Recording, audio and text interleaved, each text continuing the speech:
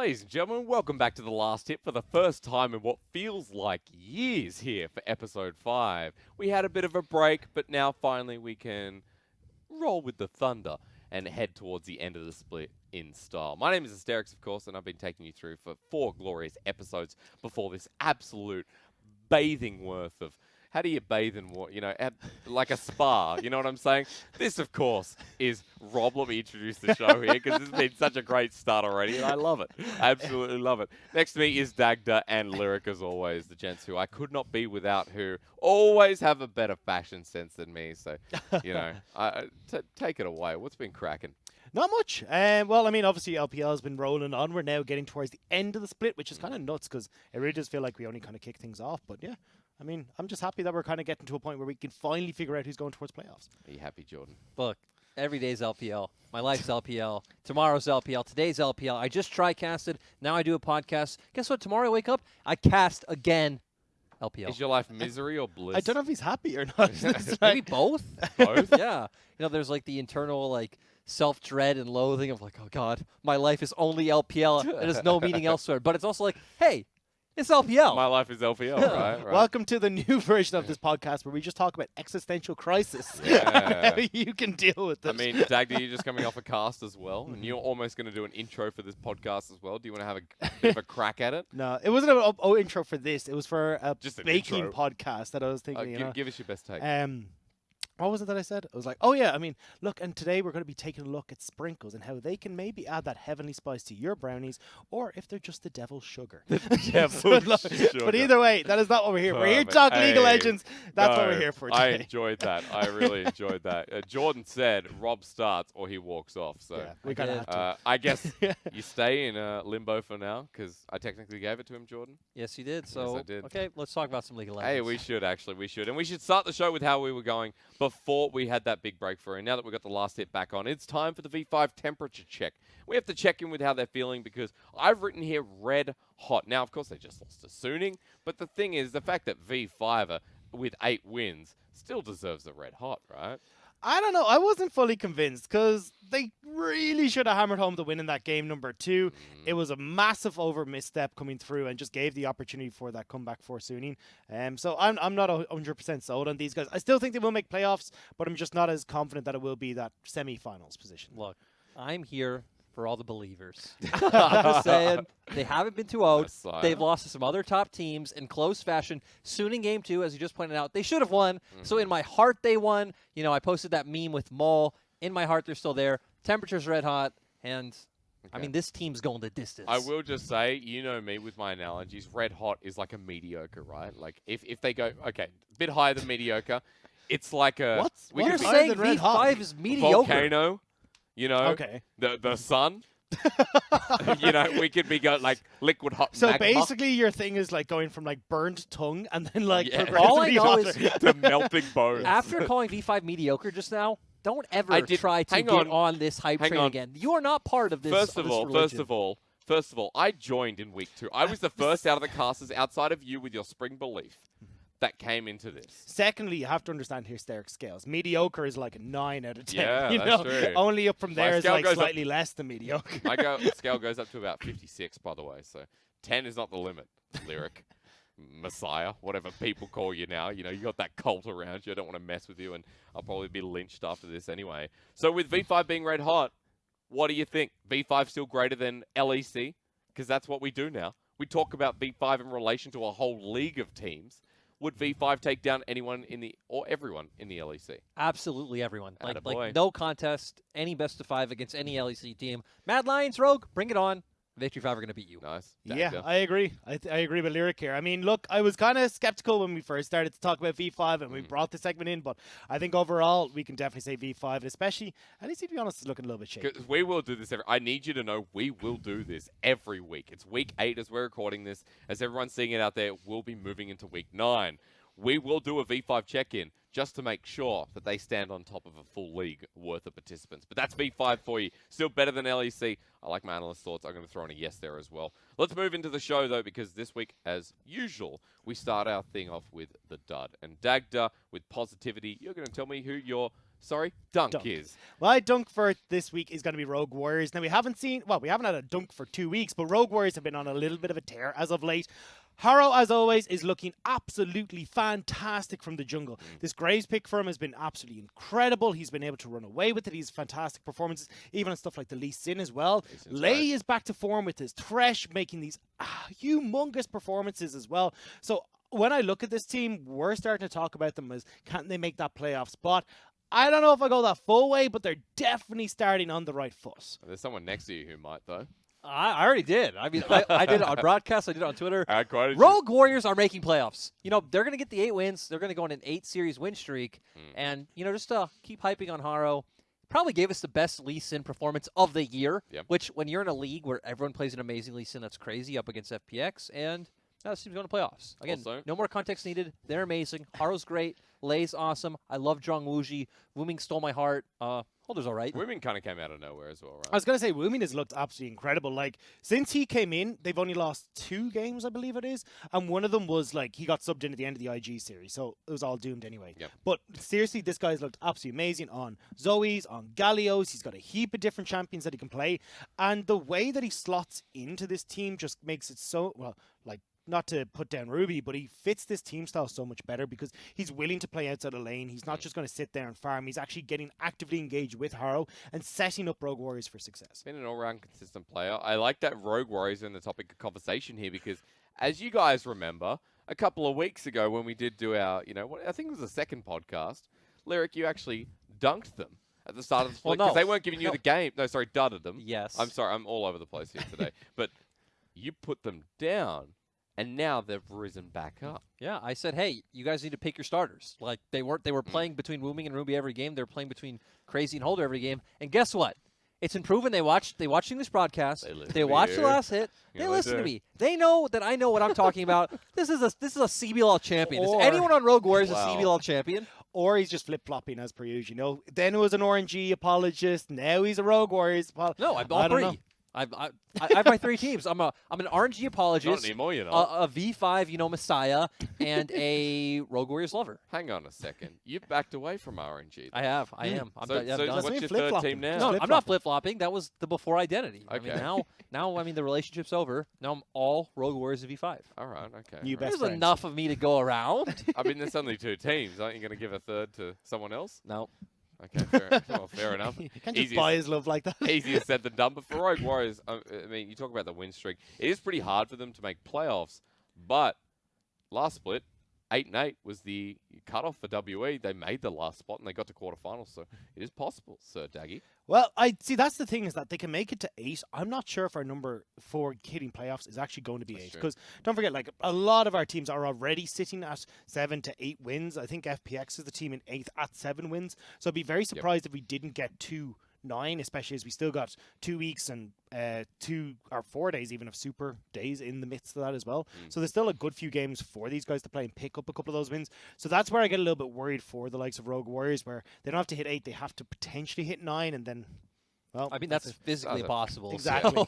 I didn't Sounds want up to didn't want to dampen your parade after your existential crisis at the start of this Look. podcast. So I was like, try and keep them posted Well, up for at least the next 50 When it minutes. comes to Rogue Warriors, nothing's bringing me down. FPX is not hitting 9. Vinci's not hitting 9. Rogue Warriors are going to hit 8. Rogue Warriors are going to playoffs. Wow. This has turned into your dunk, hasn't it? This is called a side slam. It's nice to have you on the team. Welcome. Dagda, you want to do the dud? You want to take over here or what? Hey, I feel like you can. Give it a go. I mean, we're going to throw I wasn't this ready up. for this. I'm not ready for the negativity. Hey, it's okay. This one should be pretty easy for all of us because we're transitioning from Rogue Warriors playing like they did in the end of sprint, being the most entertaining team, by the way. You know, just as a side note, they are so much fun to cast. Before we go to that dud, can I just say, Rogue Warriors are the best team to cast right now because watching one of their series, you're like, what's going to come next, right?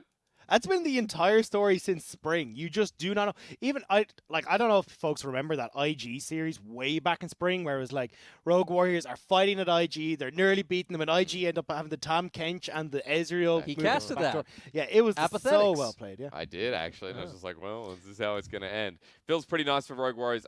Let's get to that dud, though. And Dagda, you can streamline this one a little bit here because it is EDG running at you. And I have to say, with Lyric's face on a beautiful looking set. Now, EDG at 4-8 for the first time ever could be missing out on playoffs for the first time ever. Oh, it's me. I It's thought you, sir. so. It's Lear. Okay. Well, look, I think definitely EDG have looked incredibly shaky. Xiaoshang had some decent performances on the Camille, but definitely the team synergy isn't there. There's a lot of things that seem to be going on behind the scenes where they're not quite able to figure out what they want to make work, even between like swapping out their junglers all the time, swapping out top laners all the time. I think they just don't really have a set identity right now that they're able to just play through. Good point. Look, Anything I missed? I'm just saying, I feel like you did a pretty respectable job. You went very mild. I'm going to go, EDG, what are we doing? We look at some of their drafts. I mean, their series, it was just FPX. There we go. They played FPX that game 2 where their draft was just all over the place, taking things like the Renekton blind when they don't need to, getting counterpicked into the GP, the Silas into the Twisted Fate, as we were talking about outside. You know, it has its role, it does its job, but it feels hard to execute. They ended up with a draft that loses lanes, has a harder mid-game to execute, and then loses late-game teamfights and side lanes. We're in positions like this with EDG all the time with these sorts of drafts.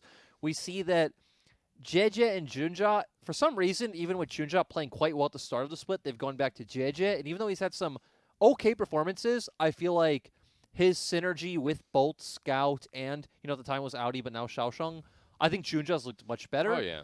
I think when it comes to teamfights, Scout and Hope aren't always on the same page. So you'll have, let's say, Mako and JJ setting up for Hope to do this big teamfight carry while Scout's looking for a flank, and he'll come in an awkward angle. I can't remember who it's against, but I remember we were looking at the other day, the Twisted Fate, where he destinies into the backline. Yes. It gets absolutely blown up right away. Was it recent Orangey? series? Was it? Yeah, it was wasn't like 2 series ago. I mean, it wasn't the Vici series. He did the same thing in that series, right? It's kind of perplexing that we saw Might have that. potentially been that, but either way, it was like way deep into the FPX backline. It was series just did like, it what too, are you actually. doing? Yeah. So And the thing is why I'm so disappointed with this team is in spring they were so promising. Scout was, I think, top 3, honestly, playing in form once again. Audi was doing fine. Junja surprised us massively. Mako, towards the end of the split, came back into form. Like, you looked across this team, you're like, okay, they have some, like, mid-game decision-making issues, but those feel solvable. They've kind of regressed in almost every metric. And the thing is, when this team revolved around late game compositions, that front to back team fighting style, you still should be able to double down on that. Like, that's still a style that can work in summer. Control. I don't know why they haven't just improved on that form, and instead are just completely going across to a different play style that they can't find something to work with. It's weird because I do feel like we've switched over to where this, like, pick style with, like, the long-range engage tools, the Twisted Fates, the Ash, the Bards, kind of feels like the best way to play League right now. And that's why we have teams like V5 that are doing so well, like Suning, who are at the top of the league. But I agree, right? You're in the LPL. We still have champions like the Aphelios, who could be like Jackie Love, just keep picking the Ezreal and the Kaisa, still build this late-game scaling comp, but they're not. They're trying to find their identity. And that, along with all the other issues, is just, EDG just look lost. I mean, they're crumbling. They're falling apart again, 4-8. They lose another series. They're out indefinitely. They're in the Rogue Warriors position, but I looked across the board. They're at the same game differential, and I believe Rogue Warriors actually beat them 2-0. So if it comes down to a head-to-head, Rogue Warriors have it out. So for EDG to make playoffs means Rogue Warriors have to absolutely fail, and then EDG have to win every single series left. And with the way they're playing with their performance right now, I don't know how that happens. And it's kind of sad because I think Xiaosheng's found new life. I think as a top laner, he has performed decently in the middle of a, failing environment. Like, the thing is, right, this is what bothers me the most about EDG, is they have the talent. Like, everyone on this, even JJ to Junja, I'm not even trying to, like, diss JJ. They're both good. They're both playing well.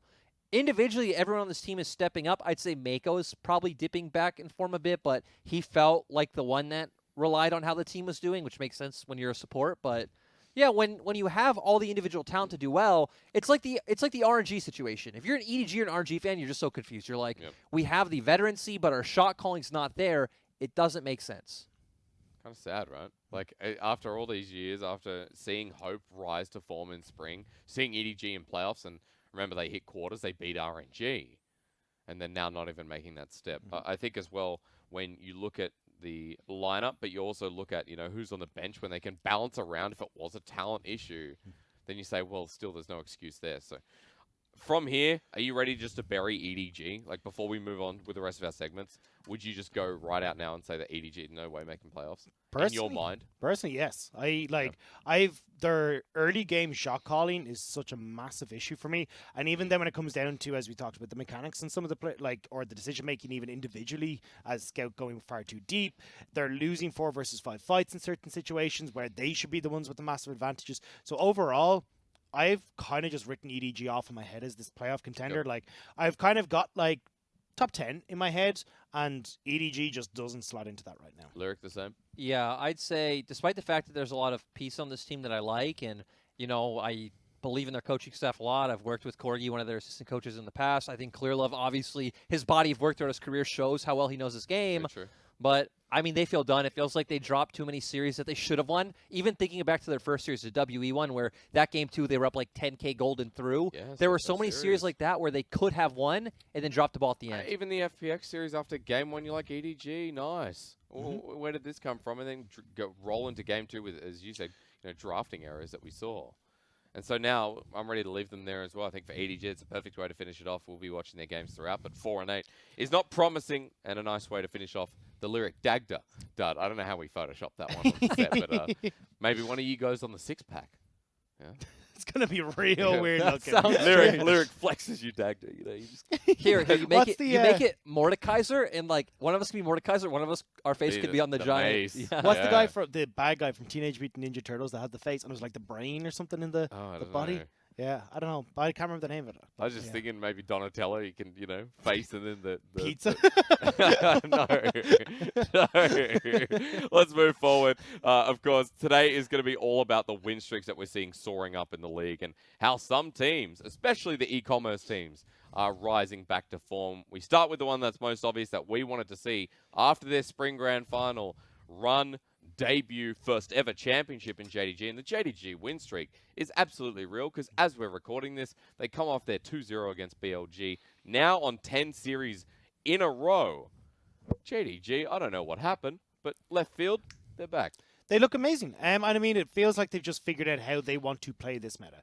Like, rather than playing around Kanavi, they're going to have Kanavi play towards the lanes a lot more. And he's picking champions like the Lee Sin, but actually utilizing them. So when we looked at him in spring, his Lee Sin was looking really good, but the problem was that he was still drawing a lot of resources and a lot of help from Sumin Yagao. But when we look at it in summer, it is very much a case of, okay, I'm going to sacrifice farm, I'm going to sacrifice whatever I need to get the lanes ahead. And then we're having Zoom on these massive bruisers, the likes of Volibear that he keeps getting his hands on, where he looks absolutely fantastic. And Loken is playing the best League of Legends I have ever seen from him throughout his career. He is looking so damn good, and being paired with Lumao as well, who's got these great engages and has got such a smart head on his shoulders. This team looks so strong. You know what's weird to me about them is it's like Dagda saying, they've swapped to this style more of having Kanavi support his lanes, where you're seeing so much success in teams like V5 playing for their jungler on things like Graves. So kind of blows my mind, but it's also nice to see, some diversity. And a big takeaway for me is, we've already talked about the bruisers in the top lane, the Lee Sin, Yagao going on Twisted Fate almost every game. Yep. It signals that this team, last split was more of our kind of late game team in a sense that they're not going to really skirmish early. They're looking more for objectives, right? They're going to fight the big dragon fights, things like this. Now they're going for this early aggression. They're going for early pick comps. They want, Yagao to get out of lane at level 6, look for these picks. They want Kanavi to pop off, in the first few levels. And that's such a massive stylistic difference from spring. It's interesting because 2019 especially, I remember talking about this, where Zoom and Yagao were very much about scrapping, right? That's why we did call them the mosh pit in 2019. We tried to adapt that in 2020, and then I remember all of us sat in the room and were like, actually, this is not how they're playing. This is not what we should call them, and we reverted from that. But now, looking back at it again, it's like, well, JG going back to what their core members, and remember, it's legacy members in Lumao, Yagao, Zoom. Technically, it's just Lumao, but Yagao and Zoom at this point have been there long enough. They are getting very good at this pick style comp. Because as we talked about, the Twist of Fate is there, the bar is there from Lumao. And even when they're on compositions that you would imagine are a bit more team fight orientated, they're actually struggling to find successes sometimes. But this definite style of, okay, we have Lumao to catch out us for numbers advantages, either using the Tempered Fate, having Yagao to make that play happen as well. This seems to be the style that they're finding the most success on. And I think the reason is we actually saw, look, take the likes of the LeBlanc from today out. Yagao and Zoom were struggling quite a bit in the early stages of the split, where they couldn't find any success in lane. We kind of end up seeing them go back towards the Renekton for Zoom and something a little bit more passive for Yagao in the mid lane to try and see if they could right the ship. But it meant the Kanavi struggled as a whole as a result. So having Kanavi, I feel like, shift back into working towards the lanes was more of a problem with Zoom and Yago, and now that that's starting to at least be solved to a certain extent, maybe we see Kanavi go back towards the likes of the Graves and the Kindreds and these kind of things. But I think they've just found a style that works for them, and they don't really want to shift away from that too much at the moment. Do you agree with that as core success coming from Kanavi and the dynamic that's played through the solo lanes, Jordan, or do you? Yeah, I feel like another part of it though is that, you know, not just their solo lanes, which I do think was a massive problem, maybe the biggest problem. Even Lumao was playing horribly in lane, honestly, but I feel like a lot of teams kind of figured them out coming into spring, where it's like, hey, we know they're going to not go for obvious ganks in our solo lanes. We know they're going to play for these jungle invades. And if we can, you know, get some kind of pressure mid and go invade Kanavi first, things like this, which we didn't see teams do at all in spring, they know they could try and shut him down. And the only big surprise to me other than the meta shift is, you know, moving along back to Loken, because I already thought he was above average in spring. Like, he was playing well. I think a lot of fans kind of had this memory of him, you know, from before. He's still just mediocre. He's just shining because the team's winning. I mean, the top esports memory where he was absolutely nothing, but that's because top esports had no priority for him in the bottom lane. But I feel like in spring he was already playing well himself individually, without context, like in isolation. Now he's just playing extremely well. Like, if he was not the member showing up all split long, they would not have a lot of their early split wins that they got. Agreed. There's some strength there for. I like we're talking about Loken, especially the bottom lane, because that's the bottom lane that a split later after JDG came into the LPL, Loken and Lumao were paired together, and that's the bottom lane that JDG started off with. It's good to see Loken coming back to one of his old friends and the synergy for that bottom lane. It was important for me that I kind of started asking about Kanavi in this team, because in spring we did talk about him a lot. And now, you know, with this dynamic shift, you're mentioning that playstyle is changing, where we are seeing, you know, a lot more skirmishes built around JDG. I think it's also important to note that Zoom is playing better League of Legends overall. I did talk about Zoom a lot in spring. At the start of this split, holy moly, there's some uncharacteristic errors from that top laner. And when that whole top lane was built around Zoom being a bit of a rock and strong in fights and engage, yada, yada, yada, it does feel like it's a strong condition for JDG to once again lean on. Yeah, I feel like he's been playing well on a lot of these bruisers. When we talked about, he was trying to pick up things like the Renekton early in the split, and it wasn't really working, but now we see him going towards things like the Volley Bear, and he looks extremely good. You know, I'm so happy to see him performing well again. It's really weird to see JDG also putting some resources in top, because we have seen Kanavi gank top a little bit and then go for these topside skirmishes for things like Herald, and I mean, Zoom's been playing well. I don't know if he's such a clear-cut number one like he was in spring. I definitely would still edge people like 369 over him this split. But and the Shy is coming back. The Shy is coming back to form and has found his like meta champions that he does well on. But yeah, I'd still say Zoom's a top laner in the league. Yeah. Not the clear-cut number one he was last split, but it still doesn't feel like JDG have hit their stride or their ceiling. Like, it still feels like they're finding wiggle room within their play style. It's not that spring, you know, run, is it? Like, it's a late run in summer, but it's not still that. You can feel it. It's like watching FPX now, where you see, well, that's not the FPX we know. They might get wins, but it's not the same clean consistency where what we saw in spring from JDG. And I think it also relies very heavily on Yigao's champion pool, because we can see, look, the Twisted Fate is there now, right?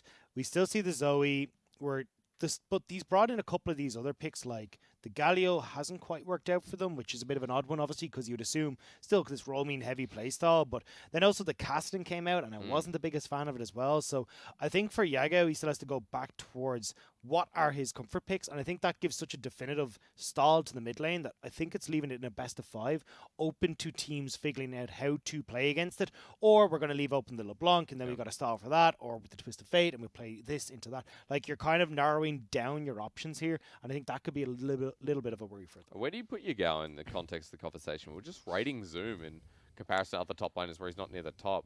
At the end of spring, did you raise your gal's bar? Were you like, oh, he's a top 3 mid laner, top No. 4? No, I felt like he was a role player essentially. Like he kind Yeah. of did his thing, but Okay. it was definitely like Kanavi, Logan, and Zoom with these great Like, great engages. But Was Yagao a top 3 LeBlanc in the league? For sure. Yep. Was he, maybe a top 5, top 6 Zoe? Things like that, maybe. But is he a top mid laner? No.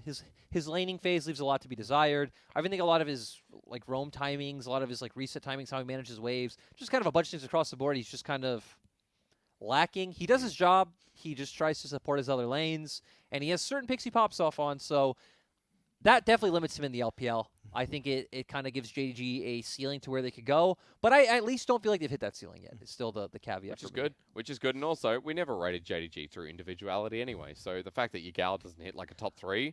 I do want to add, I say they haven't hit their ceiling. I don't mean in terms of placement because they Okay. are Yeah. sitting at second. I mean they're in first terms as of like, tonight. yeah, true. I guess Yeah. they're first as of right now. But Yeah. in terms of eye test, in terms of their play, it still feels like there's still like wiggle room to where they can improve. Okay, that's an important point because for JDG, the next question I'm about to ask is if sitting first and you believe they have a higher ceiling, does JDG go further up? Does JDG hit top 2? Do you see them in finals? Do you see them at Worlds? Because it's very hard for JDG not to make Worlds. If they get semis and if then they win the 3rd place match, I don't believe there's anyone that can match them unless it's the top esports with a finals 2nd finish anyway. Because, of course, anyone doesn't know for Worlds, auto qualification for 1st place here in summer. 2nd, you get 90 points for getting just into the finals. So a team like Top Esports would auto qualify as well. But JDG are on 60 right now. 3rd is 70 points. They'd finish with 130, and there's pretty much no one that can match them. So further to that question, with my explanation out of the way, is this, first of all, a top 2 team in the LPL? Then I'll ask you the second part of the question. I'm not convinced that JDG doesn't have a few more losses. Like, if they had looked super convincing, but every single, even in their LNG series, they drop a game. Even today, there was still Today, they mistakes should have there. lost the game. Yeah, exactly. So there's a lot of times here, and we're like, okay, if JDG could look super clean, we were getting 2-0s, and that was it.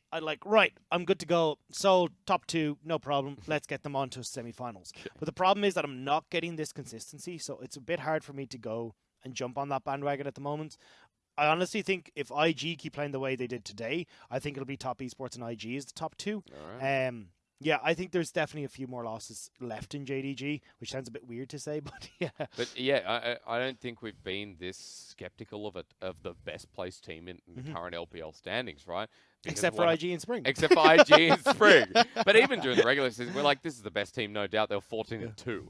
And for JDG right now, sitting 11-3, if I'm not mistaken, at the very top. They do have the game differential. Jordan, what is your 2 cents here on... I don't think they're top 2. I mean, it's Okay. just. I mean, again, Straight to the point, brother. Again, I think their gameplay can look better. I still think there's room for improvement, especially around, even though Zoom is playing well and Lumos playing well, I still think there's room to improve. I think Zoom and Lane can still look better. And, the fact that they potentially can try to add back that style of playing for jungle, like you mentioned, Yeah. maybe getting Kanavi back on Graves and trying to make that work like V5 do, that opens up another avenue for them. But I feel like even if they add that, their ceiling might be higher, but their ceiling still isn't as high as teams like Top Esports, IG, and even teams like Suning and V5 are kind of, in that area. But I feel like I should let you ask the question before I just give you an answer to your next question, actually. No, I mean, you got me. They're going to Worlds. Okay, all right. Well, is there any point? Because the way the points are set up, These two know each other far too well. the way the points are set up, JG have to do something drastically wrong not to at least make it into regionals. And at this point, I actually think they're guaranteed for regionals because of who's making it into playoffs. Because EDG have 10 points and are not there themselves. And for teams like V5 and Suning to climb on up, it's very hard for JDG not to get a guarantee of regionals when we have 4 seeds going to that tournament. So JDG going to Worlds, Rob. I will ask Jordan again. I'll let him brew on it maybe. Maybe he wants to change his answer. They're going to Worlds. Yeah, look, I had Got to your do his turn. dunk. He can do the answer for this one for me. They're going to Worlds. They're going to Worlds? Yeah. I don't see a reason why they wouldn't. Championship points obviously coming in from spring. Yep. They still look, even though they look shaky, I still think they're going to end up in the top 4. That means that they're auto going to quarterfinals. Maybe they can turn around for playoffs. I'm not 100%, but still, I think it'd be super weird for them. It'd have to be a really strange moment if they don't make it. At least the form on paper here is showing us that JDG are a top 4 team bare minimum. At this point, they should also guarantee top 4. With the wins that they have, but also in quality of play, I think top 4 is also fair at this point in time. Like, the thing is, I don't want to judge them too harshly on the fact that some of their games in series look shaky because, other teams do like. IG's built on that fundamental. Suning as well. Suning's another team that I've looked at a lot of series. I'm like, I don't know how this team's sitting at whatever it's like 9 wins right now, but they are, and you don't get to 9 or 10 series wins by accident. You don't just like trip and fall and like, oh god, here's 10 series wins. Here we go. It's an interesting point and a good time to transition, I believe. Dagda, do you want any couple of cents here before we move over to the Suning super team? No, I'm good to talk about Suning. I'm happy. I'm good fantastic. To go. All right. I was going to be like, do you want to say anything about JDG for the future? Do you want to give them your well wishes? Yeah, wish you all the best.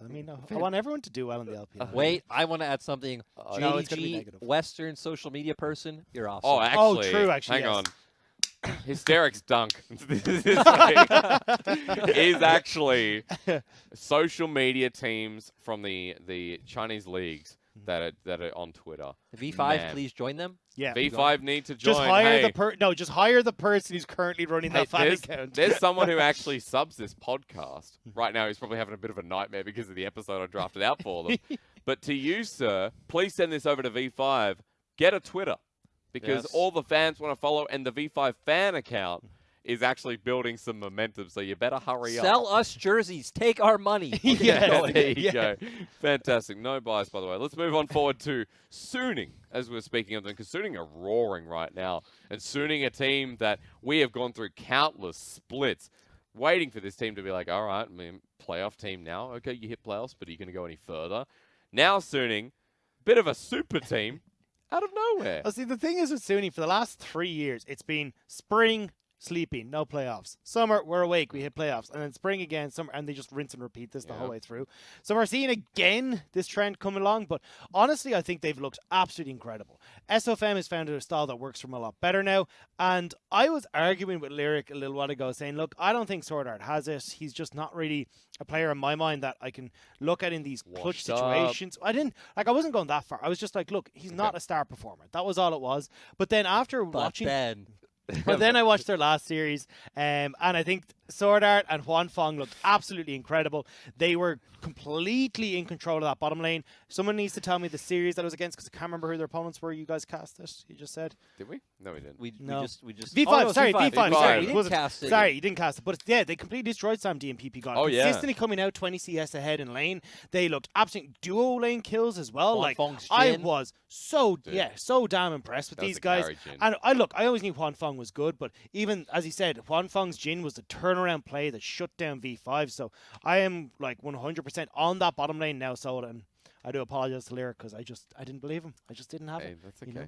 A lot of people don't. That's World's play-ins coach, though I should take out the play-ins because it sounds less impressive. World's coach. There you go. World's coach. What do you think about Suning? Because a bit before with the segment in JDG, we were talking about Suning being like, well, they've suddenly stumbled upon 8 wins. Suning to me are a team that's extremely lucky in the sense of the meta because, coming into the year, I remember when I was hired as a caster, and before the split started, we were talking in our group, and I was extremely hyped on Suning. I was like, this roster is awesome. This is so sick.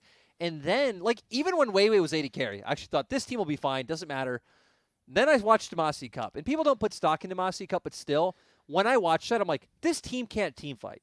That's not something you just fix, out of Demacia Cup. That's not fixable. They come into LPL, they can't team fight, they're horrible at coordinating engages. That's what last split was all about. But this split, guess what? Twisted Fate, Ashe, Bard, Galio. You have a plethora of options that you never have to go with these coordinating engages. You don't need the, let's say, Jarvan Leona like we had last split, right? You're gonna have Huan Fong set it up. You're gonna have Sword Art set it up from a long range, and you're gonna find picks and you're gonna advance the map forward. Suning are amazing at that. So again, Suning have kind of fallen into not 9 series, but into a meta that really suits them well. They're in the top 4 right now. Now they're not guaranteed, of course. They are about a win or 2 away from hitting to the Just 10 one. and 11. I think they're on 9 at the They're on moment. 9. Yeah. They're on 9 at the moment. They're on top of V5, of course, taking the head-to-head too. They have good game differential as well. I think Suning, for me, is a team that's just such a surprise because when I first started casting LPL, it was 2019 spring. And I remember Raz and Clement being like, dude, this is a super team, right? We had Xiao, who's now Long Xing. Yeah. We had Hacker in the jungle, who before in 2018, people were like, this guy's going to be the next big jungler. And then Maple came over from mid, Yeah. from like a Flash Wolves lineup. Yep. Yeah, Maple and Sword Art came over that Yeah, split, that's and right. that was the SMLZ as well. Yes, it was. coming over. SMLZ was Sword Art. Yeah. And then the roster started out okay, and we're like, this is good.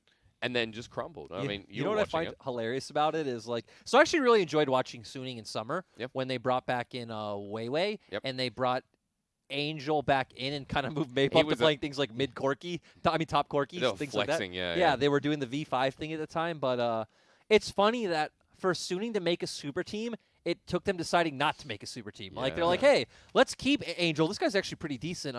Bin, this guy who's apparently a scrim god, and it feels like they kind of got lucky by being able to buy Huanfeng from IG, who, True. you know, obviously IG went for that Vici bot lane, so they ended up with a bunch of rookies/overlooked talent in Angel.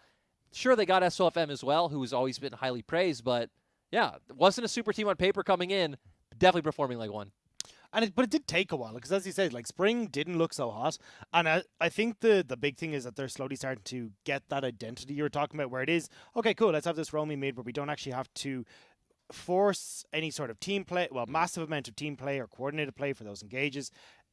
Looking at SOFM as well, he's found much greater success on being these more carry-orientated junglers. Like the Graves, I think, has been a real standout for him. So it is interesting to see that when they moved away from like the likes of the Jarvan and stuff like that, how much more successful this team has become.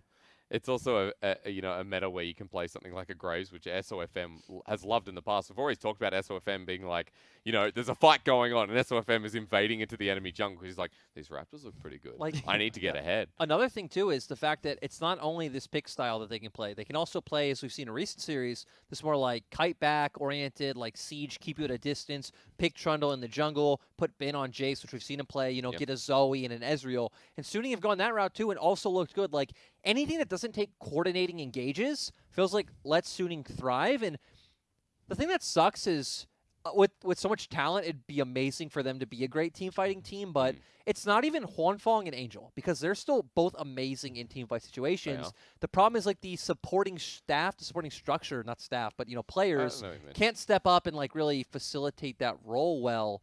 But I'd say you look at their carries and top of their role, both of them. And the funniest thing is that like the best engages I've seen from Suning this summer has been Angel's Azir. Like that's how bad this is. Oh, thank you.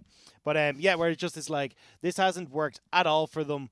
Okay, Angel gets this magnificent Azir that just that one sets is them beautiful. Up. Like the one that's like extremely memorable. I can't remember who it was against, but he has that one highlight play that's definitely going to the top 10. But Angel's Azir, oh god. Yeah, and that's the thing is that like when you've got to rely on the mid laner to be your engage tool, well, clearly something has gone wrong at this stage. Or your IG who's playing Azir again. Yeah, So but that's just rookie. But but once again, I think you could argue something has gone wrong at that stage. But I also want to take this conversation somewhere else to, I think Huanfeng top 80 carry. top 2 for sure. Wait, Like the hang on a the minute, problem hang on. is, like how long can we excuse Jackie Love's playstyle for like, it's just Jackie Love, and how long can we, how long is that an acceptable excuse actually? I think the only thing for me is sometimes when I watch Huanfeng and Ezreal, I'm a little bit like, I know which is weird that I'm making the comparison because Jackie Love and Ezreal's like, but Huanfeng definitely like his mystic shots aren't always connecting. His position can be okay, but it's like mostly the skill shots and that he's missing. I don't I'm want to kinda put you like, on the spot, but so who'd you put over him? Because that's my problem. Is like when you think about who'd you put over Huanfeng, it's like arguably Jackie Love, and then Loken's fair. Loken, I'll say Loken. Maybe probably is that other argument you could make. But then we start going in like... well, Sam D, honestly.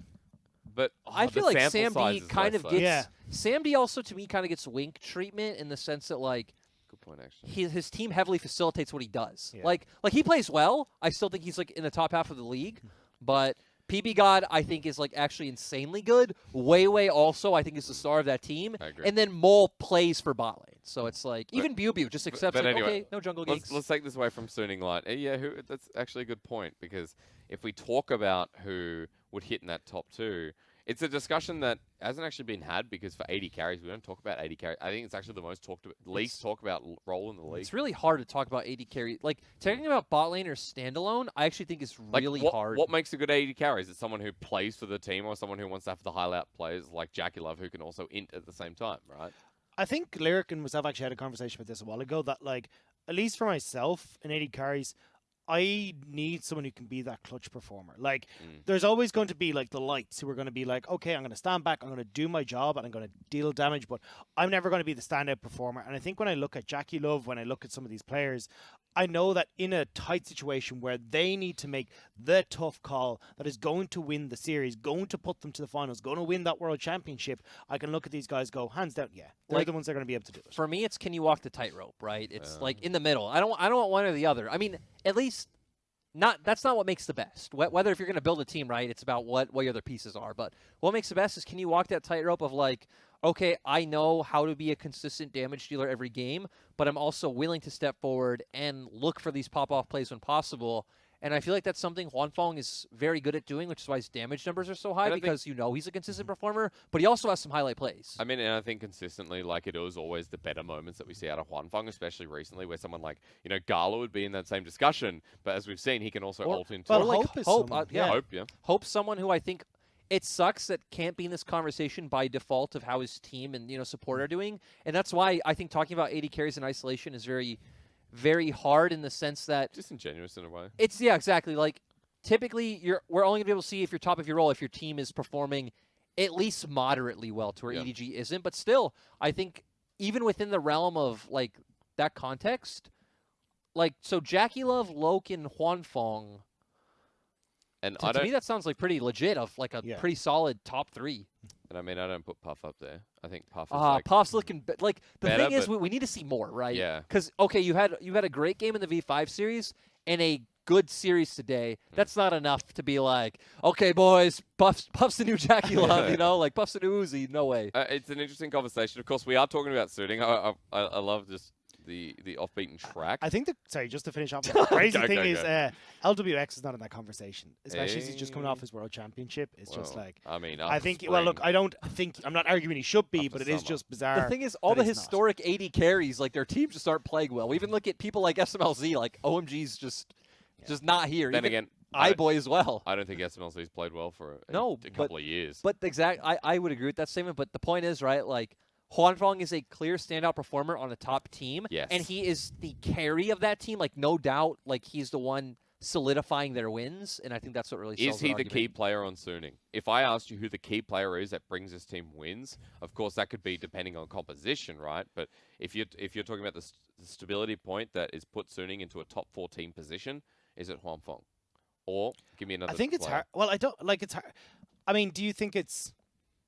I don't know. It's hard to just say. Like, even if I look at JDG, it's like, well, what's the one player on that roster that's brought this team to where they are? In spring, it's like, you'd say where's Kanavi, top right? esports? Yeah, but I mean, in spring, yes, but now with the different play I'd style, say, it looks like, who's the one player I think of that if we took them off this roster and put in like the 5, like the average of the league would get worse, I think it would be Huanfeng. If you took out Huanfeng and put in an average 80 carry, I think this team would get a lot worse to where I don't think any of the other positions would like kill this team. Maybe mid might hurt it a little bit. Angel is the standing member, but still, I think Huanfeng to me is the one. Again, whoever you think the 8th place 80 carries, if you put them in this team, I think Suning gets noticeably worse and noticeably drops placements in LPL.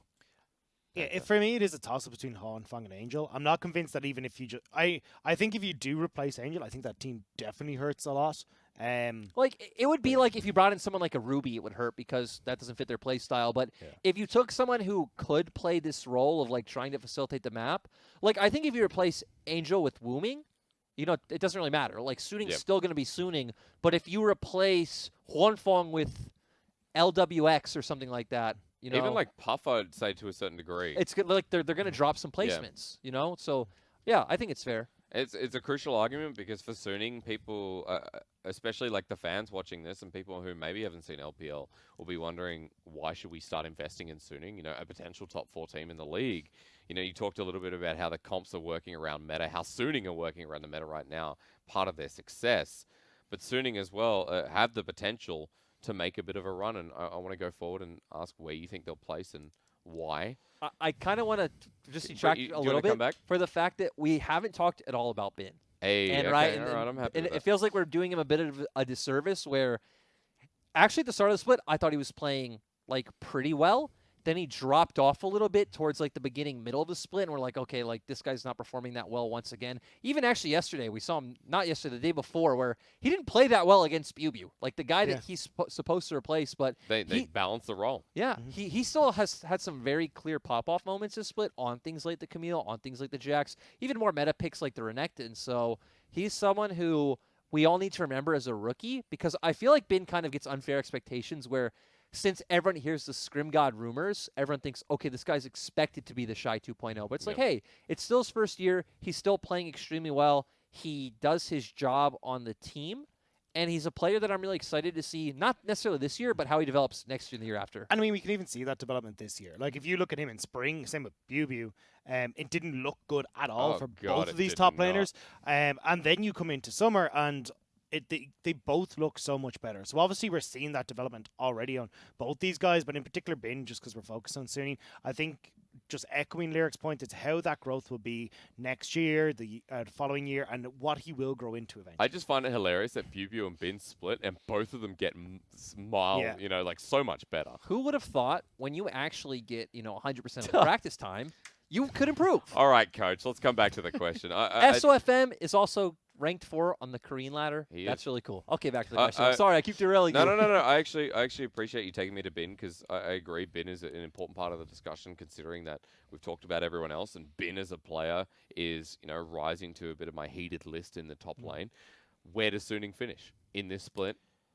Where is your best guess? And look, we've done this with many teams in the past. I'd love to actually go through the podcast at the end of the split and get all your predictions split throughout. But for Suning now, they're in a very precarious spot. Not for them, but for us, because we're not sure where to place them. Do you mean playoffs or regular split? I would like playoffs. Okay. Give me the mix of regular season and where they'll climb. So I'll just stick with 5th, 6th. I think they'll get to the second round of playoffs. Okay. I feel like I'm still not sold. They're a team that kind of like how Rob was talking about JDG, that a lot of their wins aren't that. I mean, again, we look at the V5 series. Like, Game 2 was V5's win. That should have been a solid 2-0 for V5. Should've. V5 threw at the end, but great job by Suning to capitalize. Game 3 looked we clean. said Huan Fong as well. Yeah, Game 3 was really clean. But they have a lot of wins that I'm not quite sold on.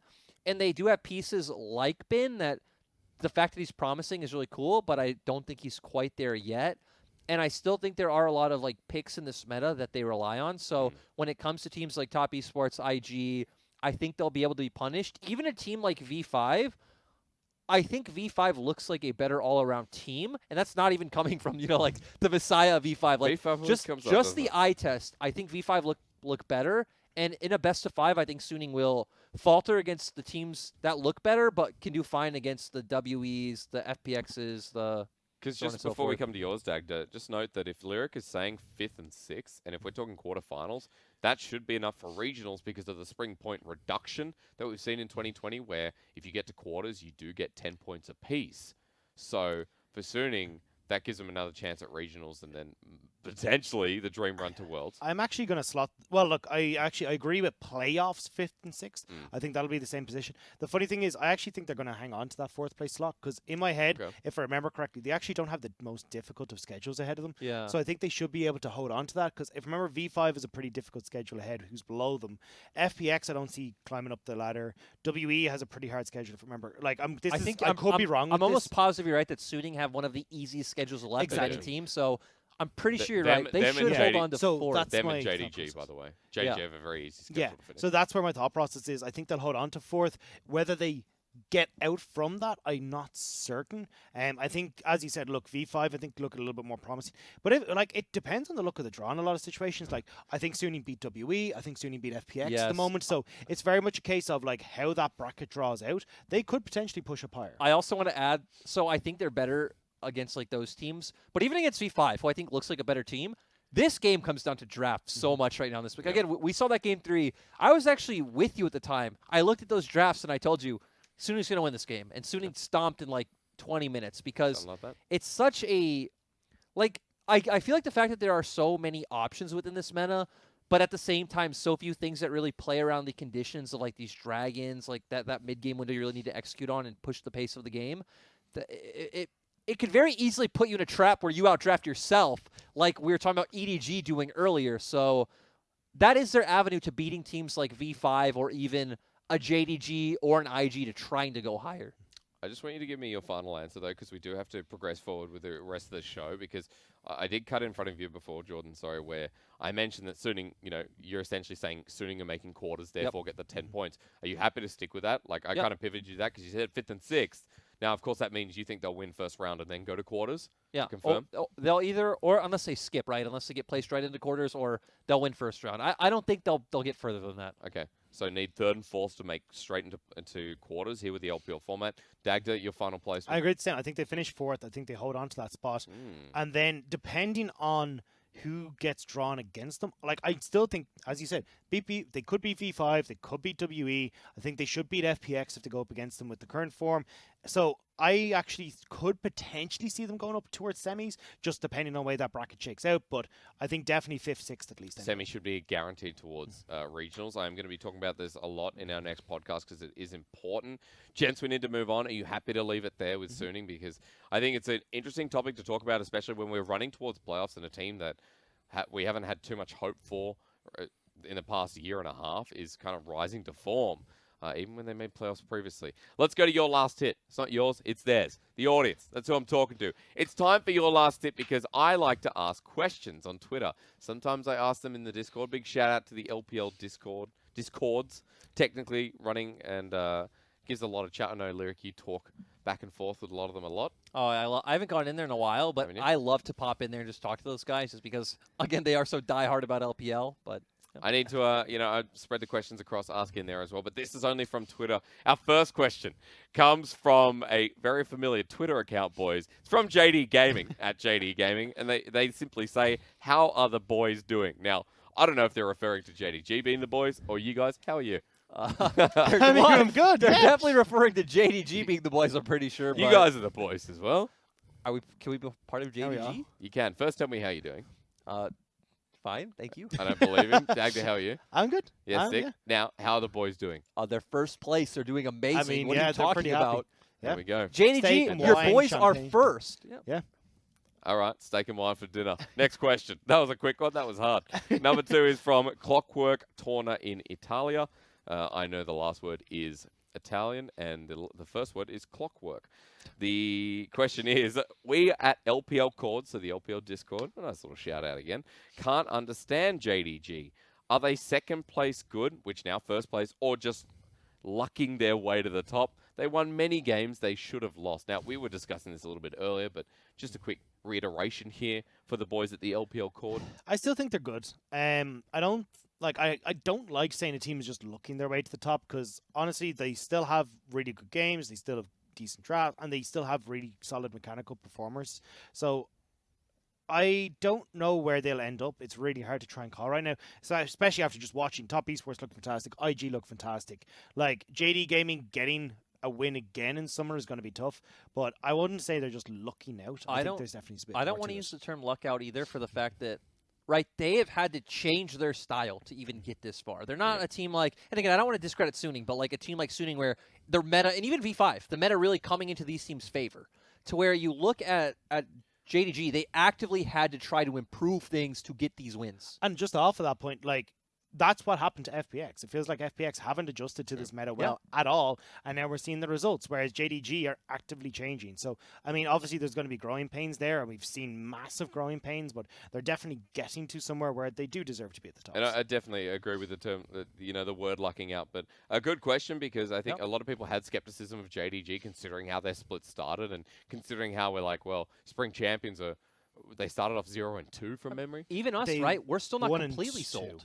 Yeah, so they lost to Top Esports and RNG in their second and third series. Sure. And then just ran from there. The Top Esports one was shocking, but Lyric, you're saying you're not completely sold. Yeah, I think all of us are, right? We're still looking at this team saying, hey, they look like a top team. We expect them to be at Worlds.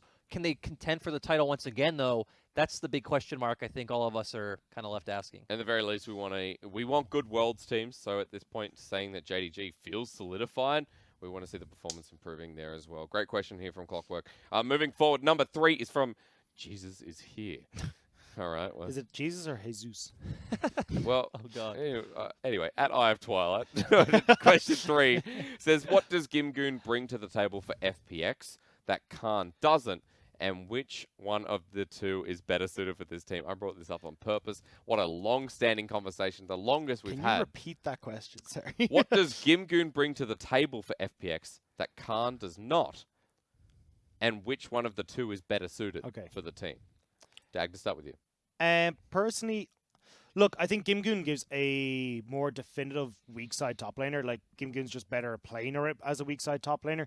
Khan is struggling massively to fit into that role. I mean, there's loads of times where I'm watching him on like a champion like Ornn where he'll be like, okay, he can freeze the wave, he can keep himself safe, and next thing there's just a bellows breath that clears the wave, and then he dies 20 seconds later to a gank. So I think Khan's having a lot of adjusting issues to that role.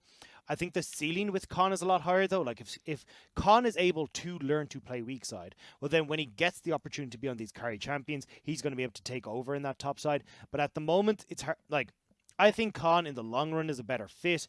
If Gimgoon is what they need at the moment because Khan hasn't learned to play weak side top lane and they can play elsewhere, maybe. But I think the conversation is redundant in a lot of situations because honestly, that's not the issue on FPX. FPX has so many other issues, and I don't think Khan versus Gimgoon is the actual problem. Your thoughts? So, starting with what Gimgoon brings to the team, and this is just pure speculation from, my history as a coach, is I feel like he probably slots in easily, not just with team synergy from playing with them for so long, but my guess is even in comms, we've talked about this a lot off broadcasts, where my guess is he probably just naturally doesn't have a very strong voice in the team. So Tien probably doesn't ever think about going top regardless because there's no one saying, hey, we can kill top, we can gank this, we can dive here. Probably doesn't say much, which opens up Tien easily to work with Dwimby in the mid lane and really help fixing a lot of his wave states and moving around the map. So that's something he brings. He brings a set champion pool. He brings a set identity, like Dagda just said. But I'm very skeptical of Gimgoon because he is not a good laner at all. He loses a lot of lane matchups that we should see him win. GP against Renekton, we saw him play the other day. And he's got the world skin on it. It's nothing more embarrassing than losing out in CS at a matchup that he's played many times before and a champion has played many times before. I don't think Gimgoon's GP looked like it did in 2019. Like, the thing is, there's things about it that are good. Like, he obviously plays around dives really well. So, again, he understands how to be that true, just keep throwing out the term weak side, right? He knows how to take punishment. Like, this guy has the best chin in the world, in boxing terms. But for me, just they need to settle on getting Khan in the roster. They need to be able to not have to devote so much jungle attention to Dwimby because I feel like that's a massive problem too. And then even the meta of them trying to, set up these like 4-man dives bot like we saw against RNG time and time and time. They did it 3 times in the first 10 minutes. All 3 JDG failed recently as well. Exactly. It's like they just don't know how to move forward and play out this meta, which is a lot more based around, counter jungling, stealing away enemy neutrals, setting up for Drakes. They haven't figured out Drake timers or reset timers quite well. And I don't feel like band-aiding it with Gimgoon is a good idea. Like, sure, maybe they'll make playoffs, but I still feel like they need a miracle to make Worlds at this point. Well, okay. I think FPX are a big concern for many different people. Dagda, do you want a final note here on this one? Which of the better two is suited for the team? Khan. Yeah, Khan is far better. I agree with Lyric. I said at the start, Khan is far better for this team in the long run. And although Gimgoon might give them like a quick, to follow on Lyric, get a quick band-aid now, it's not the thing that they need to do for the future. They need to figure out, just like JDG did, how to actually change up their playstyle and fit what the current meta needs. I feel like the problem too is that if it was like a band-aid for them to be like a clear top 3 or 4 team like it was in spring, that's one thing. Yeah. If your band-aid makes you look 6th through 8th, is it really worth it? But to be fair, he's only been playing a few series, so maybe they even have like an adjustment period where they can get back into a better form. I just don't know if I see it personally. I mean, the arms come off, it's flailing, and someone's put a little Band-Aid around the side, and you're like, yeah, much better. Yeah, that'll hold it. Another great question. Let's move on to number 4 as we get towards the end of the show. This is from Shane Armstrong, also known as Ninja Sirs. Are the old kings falling in WE, EDG, and RNG? And will one of them be able to make Worlds? Jordan, let's start with you this time. Yeah, it depends. So this is a weird question because are they falling? Yes or no? Because WE looks much better than they have in years. So WE's not falling. I mean, EDG and RNG are just are just gone. And They're again, fallen. the thing that's frustrating about those teams is they have the talent. They don't look like they should have fallen. The fact that you have Mako, Xiaohu, and Ming, who all apparently are not like strong shot calling voices, don't have like the clear understanding in mid games to give these two teams wins. That's very disheartening. It like breaks my heart. At the same time, I don't think any of these three teams are going to Worlds. Obviously, WE has a shot, but once again, I think they're kind of too tunneled into their play style, into their draft, into their set weaknesses. I don't think they look the clear caliber of the top 5 teams we have right now. Okay. To go back to what the question was if they're going to Worlds, right? I don't think that's the case for these 3 teams. I don't see WE making it, although they can make a run for playoffs. I think unless they can, like WE for me is like, you know exactly what you're going up against. It's like, can you deal with Teacher Man in the mid lane and his champion pool? If yes, cool, go on through. And I think that's the issue, that when you get into playoffs, you're not going to just have teams that would just fall asunder to this. And then as we start to progress forward, it's like, okay, well, if we want the WE to get to Worlds, they've got to hit, 1 and 2, right? Because they were out 7th, 8th, 5th, 6th. No, so they got the quarter, so they have 10 points. They should make regionals, I think. I'm curious about the points, because EDG, if they don't make playoffs, which RNG really as well. RNG as well. RNG have 0 points, so RNG can't make regionals. EDG have 10. Yeah. So if WE got out in the first round here in playoffs, I don't know if they get the priority because they made playoffs this split. I don't know how that would be worked out, because it'd be 10 and 10 if it came down to like the 6th and 7th seed, because we get 3rd to 6th seed in regionals. Look, either way, like if we look at 1, 2, 3, and 4, it's like, okay, IG, Top Esports, JDG, whatever the way they shake out. Probably FPX. I don't see any of them there. Our top 3 teams. Sorry, yeah. And then if we go in towards a gauntlet situation, like I would still see V5 potentially taking games off them. I was talking about Sunnian beating them as well. Like if we're talking about running the gauntlets, Team WE for me still falls down to these other squads. So they're the best hope. So best hope in WE, EDG, RNG. Out of the 3 of them. Sorry, RNG, but I tried so many times. You I tried did. so many times to believe. I can't believe anymore. And EDG again. EDG kind of sealed their own fate, which is sad. But yeah, I don't think these teams are making Worlds. And WE, at the very least, should be making playoffs. Maybe we're wrong on WE, but we'll see. If they're not making Worlds, okay. I tend to agree with you on that one. Let's go to the last question here from Megalodontist.